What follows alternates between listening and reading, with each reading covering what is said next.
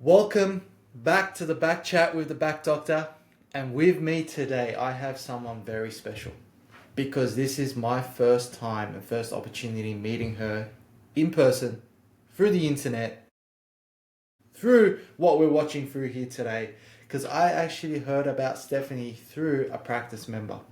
And she's been seeing Stephanie for a very long time. And she's mentioned the amazing changes she's gotten, the amazing person that she is, that she has a very holistic, a very lifestyle wellness focused look at people's health, not just physically, emotionally, spiritually, chemically.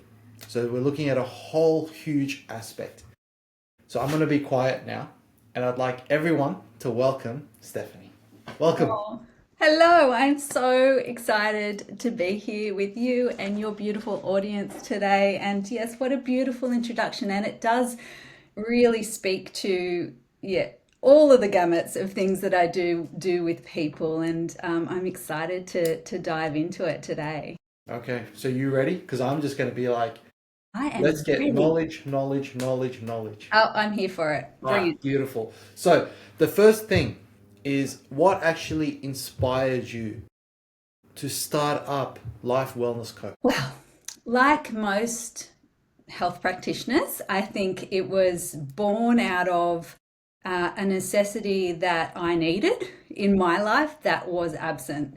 So I had quite an experience trying to fall pregnant when my husband and I decided that we wanted to have a baby. Now, I'm somebody that's always been exceptionally healthy, always, I've been an exercise physiologist for, most of my life since I graduated. Like that's been my undercurrent, just constant movement, good nutrition.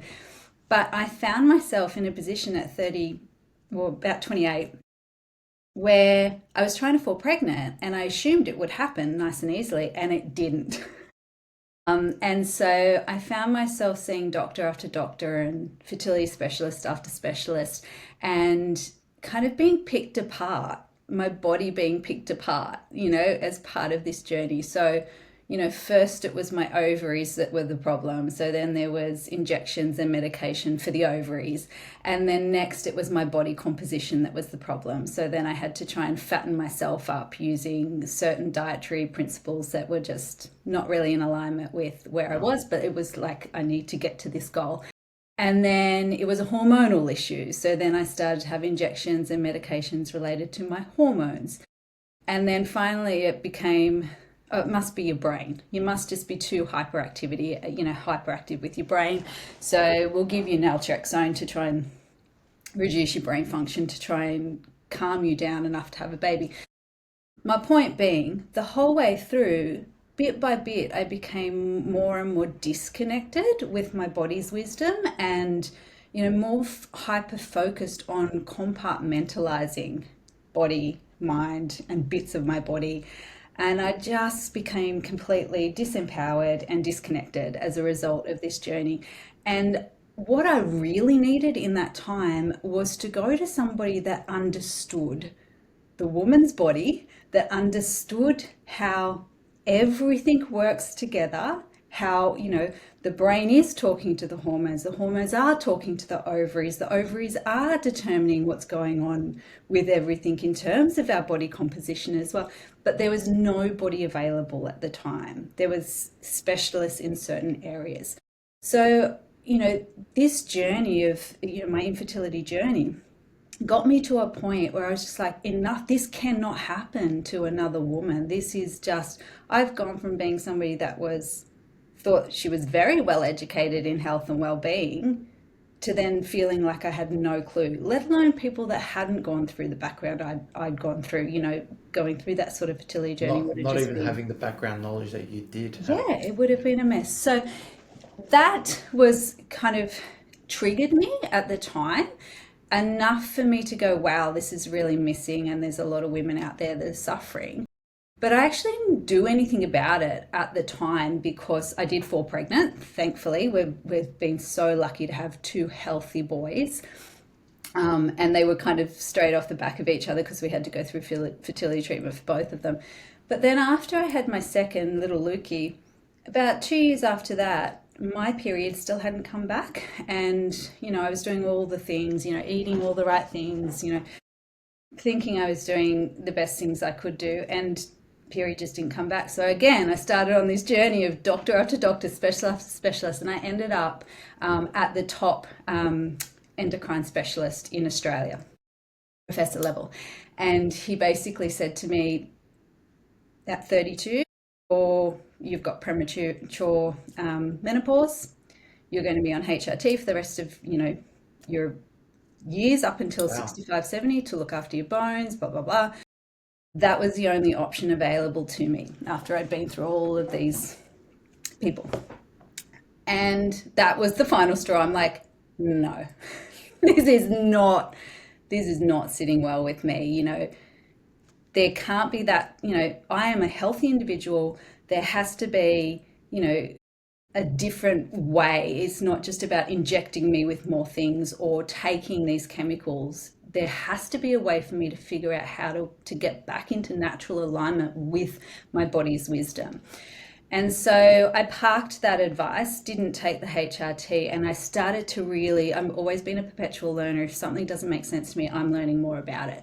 So I really jumped into everything I could about women's health. And that led me down a very interesting path. I ended up being at a Ayurvedic women's health introduction course up at Mangrove Mountain, up at Gosford, which is an ashram up there. And on the first day of just listening to Mary Krishna talk, who ended up being my Ayurvedic mentor, everything clicked for me. It was just like, yes, yes, this is what has been missing in my journey, and this is what has been missing in so many other women's journey.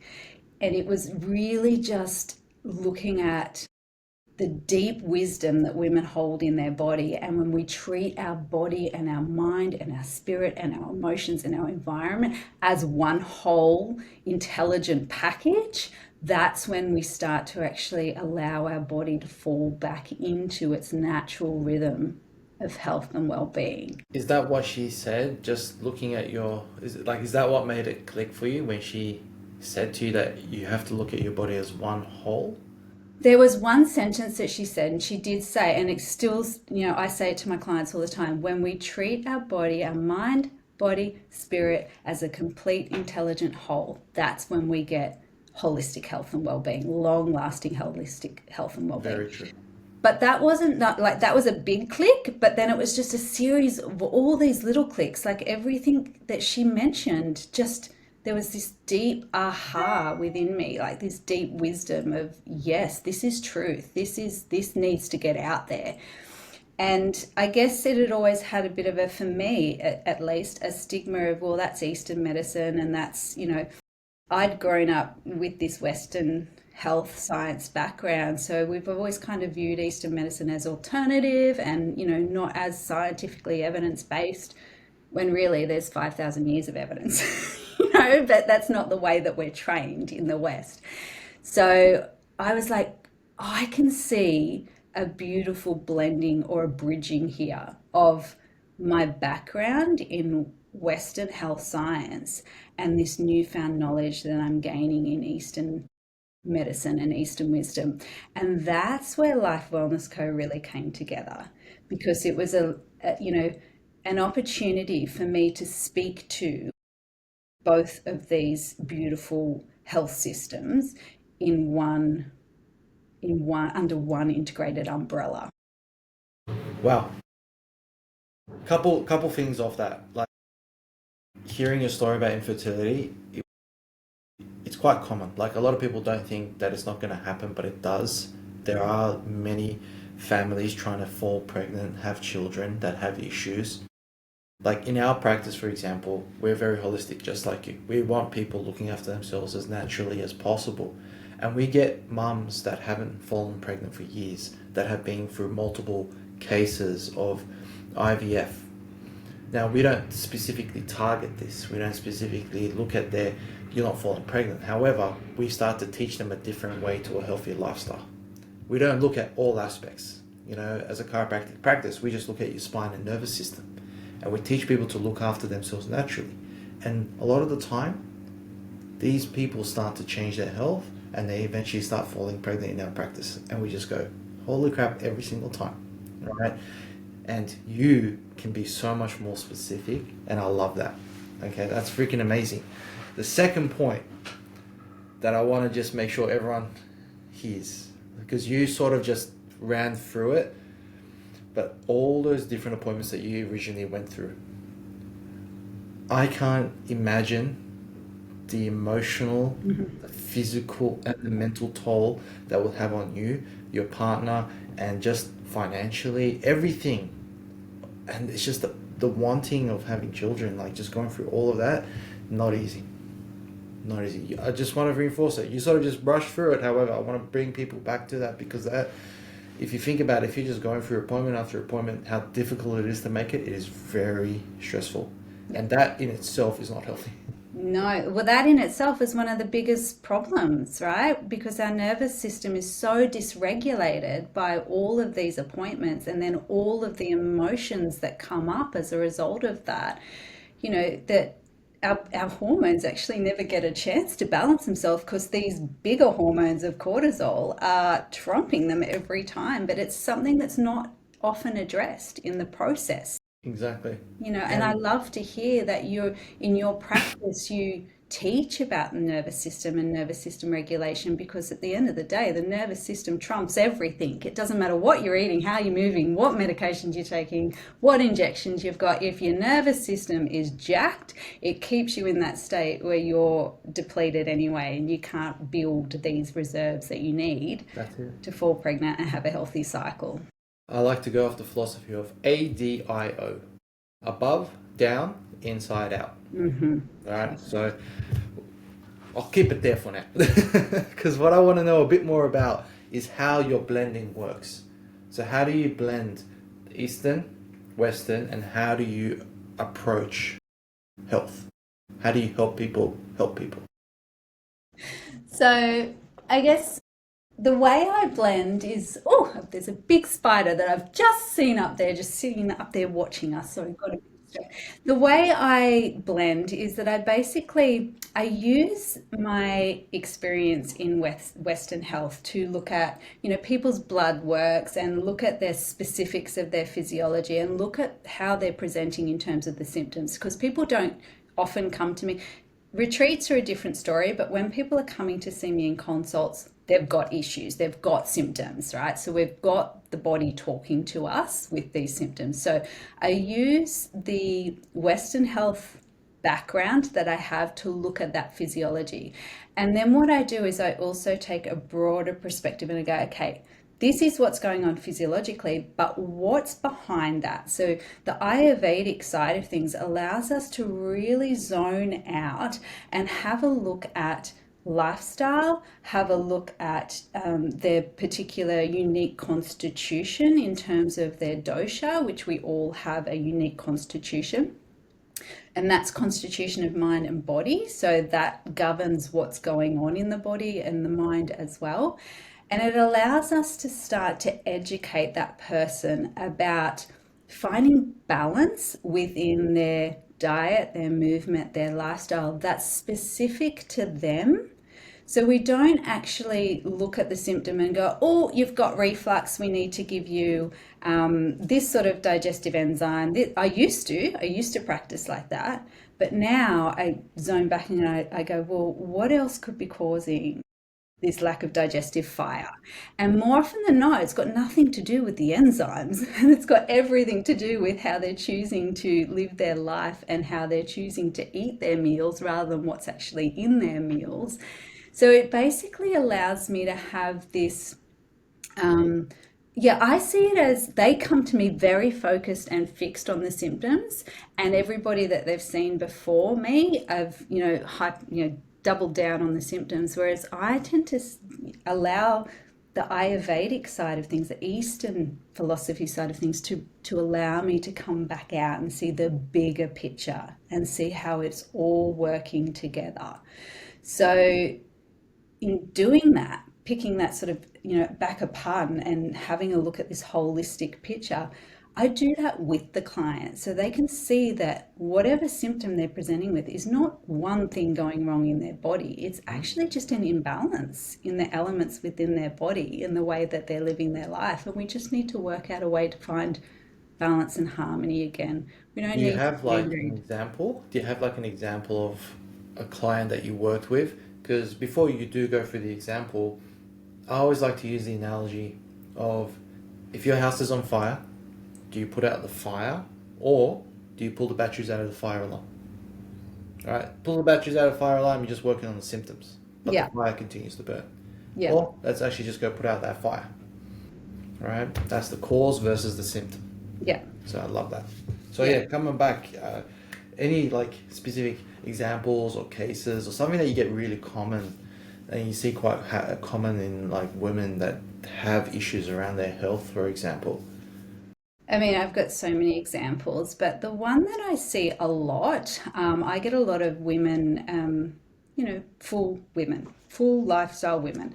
So I don't like to use the word busy because I think busy in itself is a trigger for our nervous system. So they 100%. live full life. So mothers that are either juggling their own business or, a high profile career that they've got a lot of stress in, and they'll come to see me in the early stages of perimenopause, where their cycles have gone all out of whack and they've started to put on, a little bit of weight along the way. That's a very, very common client of mine. She'll come in, frazzled in the mind, but also starting to expand between breasts and hips and thinking that, she's eating the wrong thing or she's moving in the wrong way.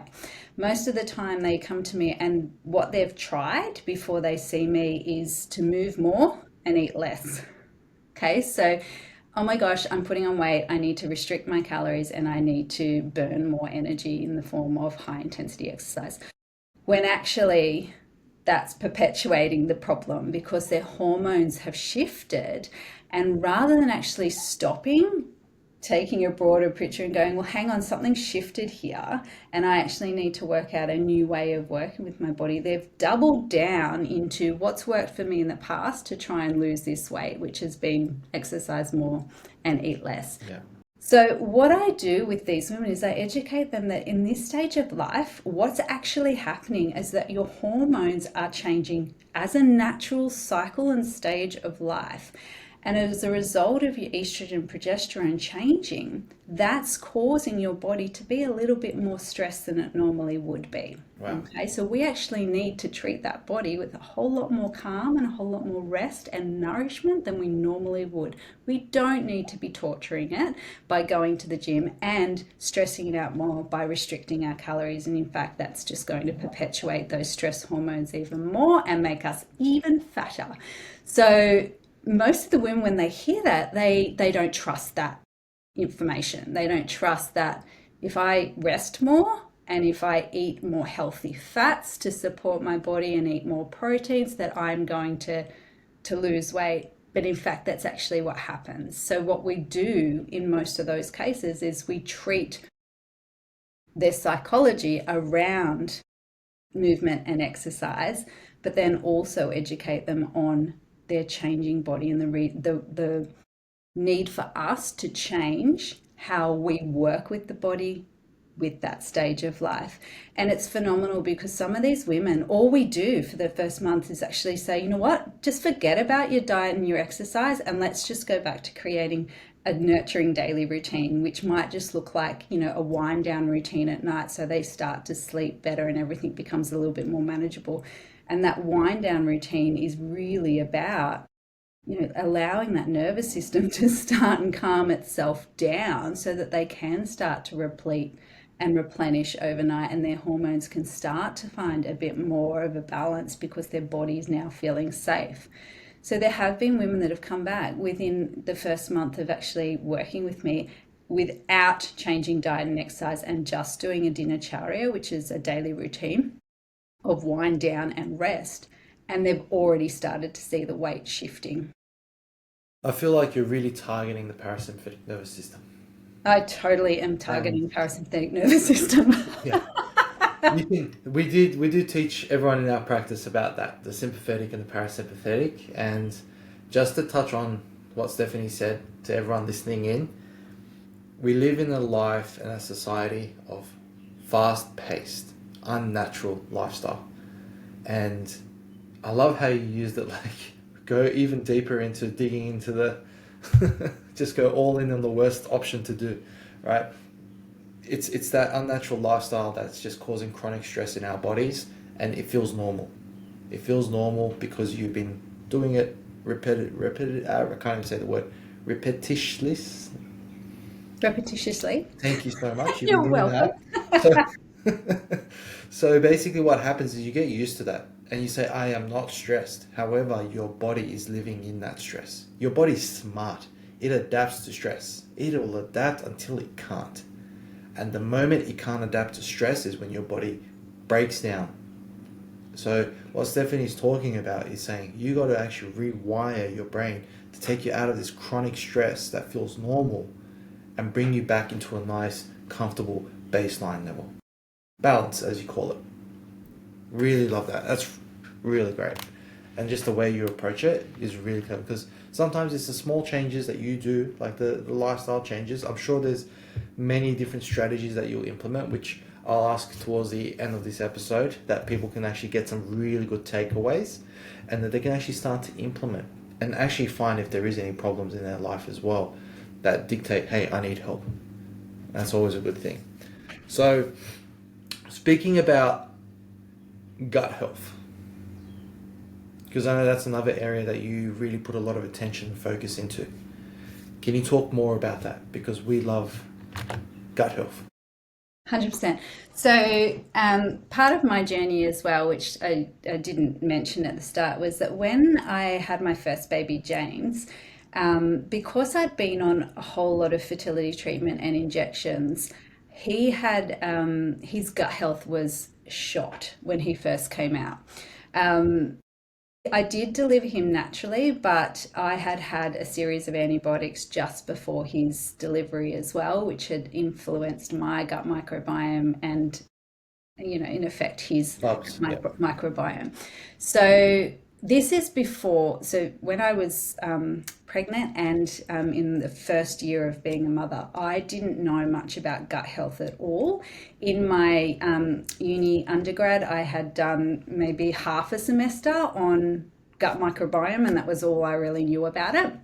So I didn't pick up on the signs that James had a really, gut dysbiosis until it was 10 months into motherhood. Yeah. So effectively what I had was I was a new-time mum, highly stressed mother, because I wanted to do everything perfectly. And I had a baby who just would not stop crying.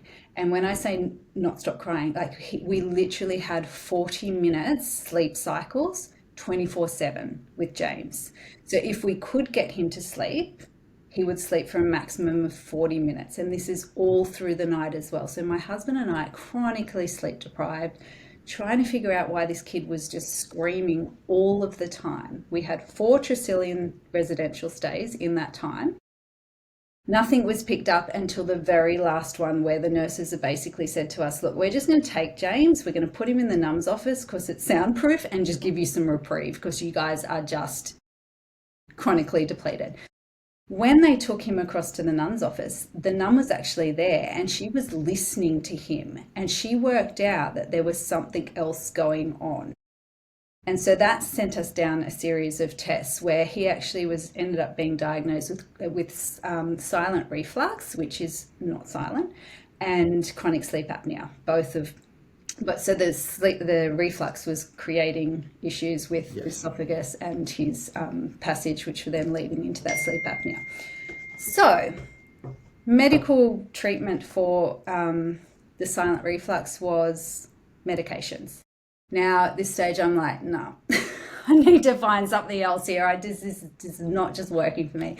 So that's when I actually started to look into GAPS. I'm not sure if you've heard of GAPS. It's gut and psychological syndrome. It's a specific diet that was developed by Dr. Natasha Campbell McBride to support healing the gut, which can then, her research was brilliant. She was showing how if we can affect the gut microbiome and improve the gut microbiome, it can reduce a whole lot of symptoms related to numerous psychological symptoms at the time, but they've now also put that research across into physiological symptoms as well. So GAPS now stands for gut and physiological/psychological syndromes.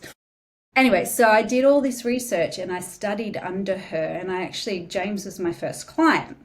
So I put James through the GAPS protocol, which is all about removing any foods that cause digestive distress, allowing the tract to have some time to heal by giving it beautiful, home cooked meat stocks, really gelatinous foods, very easy to digest and absorb foods, and then gradually building the gut back up to eating more fibrous fruit and vegetables, but all based on whole foods, no medications whatsoever. It's all about allowing the body to find that healing and homeostasis. This was going for the breast milk as well, right? What was that, sorry? Was this going for the breast milk? No, well, he was still breastfeeding at the time, but he was also now on solids because Solids as well. so this was around about it. He was 12 months by the time we actually started to do this. Yeah. So we put him through a round of GAPS and noticed huge improvements in terms of his reflux symptoms and his sleep apnea. So started to sleep and be a much more settled baby. And then we kind of relaxed a little bit with his gut microbiome and kind of just allowed him to be, a toddler. But then we started to notice that he wasn't learning how to crawl, and he wasn't learning how to grasp and do the fine motor skills development. So we noticed these things but didn't really link it to anything. And then when he actually started school, his kindy teacher picked it up and said, look, I think there's something wrong with his coordination. And so we went through all the testing, and he was diagnosed with a condition called motor dyspraxia. So where the brain is not getting the right signals to, the gross motor movements and the fine motor movements in his hands. Yeah. And it almost like a disconnect, like what his brain wants him to do physically, he doesn't get the message. And so I knew that this condition, motor dyspraxia, was one of the things Dr. Natasha Campbell-McBride had also studied GAPS with.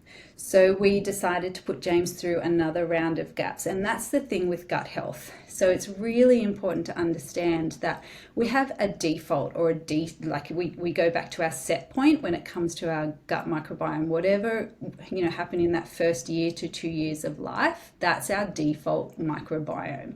So if you've come out with a compromised microbiome, you're somebody that's going to have to be on top of things throughout your life, to make sure that you keep that gut nice and healthy. Other people that have had a great start to life, they've had a natural birth, fully breastfed, no, medical conditions requiring antibiotics, they're going to have a great default system. So they're not going to have to work as hard with their gut health. So James wasn't one of those people. Anyway, so we put him back through GAPS at that point in time. And so this kid went from a kid that fell over on flat concrete, couldn't hit a ball, couldn't write or paint with his handwriting. His handwriting was illegible at the time, couldn't even write mummy, couldn't do basic things. After, 8 weeks of this stage GAPS program, this kid was like hitting balls. His writing was next level. Like on my Facebook page, and this is one of the things that, Life Wellness became known for because of it, I had an image of his handwriting before GAPS and then 8 weeks after GAPS. And the difference was incredible. So just changing that gut microbiome allowed his body, all of the signals to start to work clearly, and for his signals to get from his brain to his hands for him to be able to function optimally again. And so that was like, holy moly, like they say all disease starts in the gut. I don't 100% believe that, but the gut is a huge part. It sends so many signals to so many other areas of the body and the brain that can then lead into other symptoms that we see. One of the cool things First of all, that's freaking amazing for your son. That's crazy. And I'm sure his handwriting is now better than mine. Because I can't write. Right, it's always illegible. We did a previous episode about gut health, and one of the things is the enteric system directly communicates with the nervous system. While everything else is controlled, and the nervous system does control everything, your nervous system has a direct communication with the enteric nervous system, which is basically your gut for everyone listening. So if another deeper look into this, I'll just go slightly deeper. Don't want to lose anyone. But basically, when you're not getting the right nutrition, your bacteria is what's breaking down in the stomach and all the linings of the intestines. They're breaking down all the nutrients. So how much absorption are you getting into your body? All the good stuff and getting rid of all the bad stuff, right? The bacteria helps do all of that. It's not just basically acid in your stomach. All that nutrients insulate your nervous system, insulate all the nerves. So communication and pathways flow a lot better. There's more energy in the body, but it's the right amount of energy. That is now like what really helps you heal and repair and become better. And for children, the one thing I love about kids is they just bounce back so quick when they're just given the right nutrients. Because they haven't had enough life stress to chronically affect them yet, right? So earlier you look after your kids, the earlier you get them checked, the earlier that you just give them the right nutrients and ingredients, and the more you educate yourself as parents. And now I'm just going to say, as a new parent, 8 weeks in now, there's a lot to freaking learn. Okay, I've got background knowledge around health, and there's still things I'm going like, holy crap, there's so much going on at one time. So it gets very difficult. That's why it's important to surround yourself with people that you trust, that you listen to, there to help to guide you. Yeah. Doing it alone is not the right approach. I truly believe that when you surround yourself with the right team, you're in great hands. Your family's in great hands as well. So, and just on that note, if something doesn't feel right, find somebody that feels really aligned, right? And I guess that was part of my story, that I was just going to whoever the best was, but I actually didn't find my person. I didn't find that person that really saw me and understood me. So it's really important when you are learning and you're taking in all of this information that you check in and you go, how does this sit with me? Is this aligned with my values? Does this feel right to me? And surround yourself with those people. Yes. That is very true. And I could write that down somewhere if you haven't written that one down.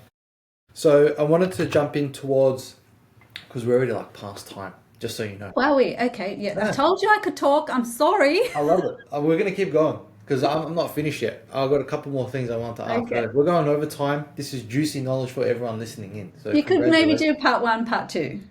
I can't do that. We'll see. We'll see. One of the things that I wanted to ask more about, remember how I came back to, because I still wanted to ask, actually, you know what, we will do a part 2 episode, 100%.